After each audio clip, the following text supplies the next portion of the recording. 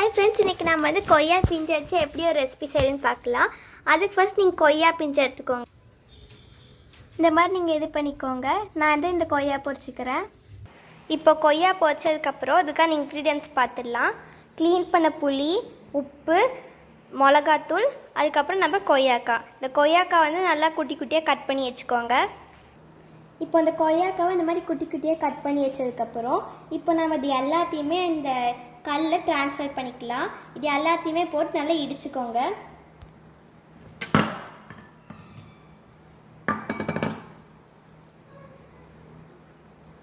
Salt மிளகாத்தூள் ஒரு pinch போதும்.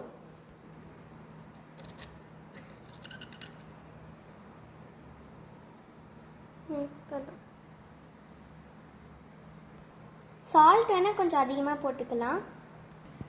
இப்போ அதை வந்து நல்லா இடிச்சுக்கணும். ஃபைனலாக பொடி பண்ண வெல்லம் அப்புறம் சர்க்கரை வந்து இதில் சேர்த்திக்கோங்க. இதை இடிக்க போது கை பத்திரமா பார்த்துக்கோங்க. அவ்வளோதான், நம்ம ரெசிபி ரெடி. இப்போ நம்ம வந்து இதை பால் மாதிரி செஞ்சு வச்சுக்கோங்க. இந்த மாதிரி உருண்டை பிடிச்சி வச்சுக்கோங்க. இது ரொம்ப ஹெல்த்தியான டேஸ்டியான ஸ்நாக். நீங்கள் வீட்டில் இது கண்டிப்பாக ட்ரை பண்ணி பாருங்கள். என்ன மாதிரி கிட்ஸுக்கெல்லாம் இது ரொம்ப பிடிக்கும். இந்த வீட்டில் கண்டிப்பாக ஒரு முறை ட்ரை பண்ணி பாருங்கள். இந்த வீடியோ பிடிச்சிருந்தா லைக் பண்ணுங்கள், ஷேர் பண்ணுங்கள், மறக்காமல் சப்ஸ்கிரைப் பண்ணுங்கள். பாய் பாய்.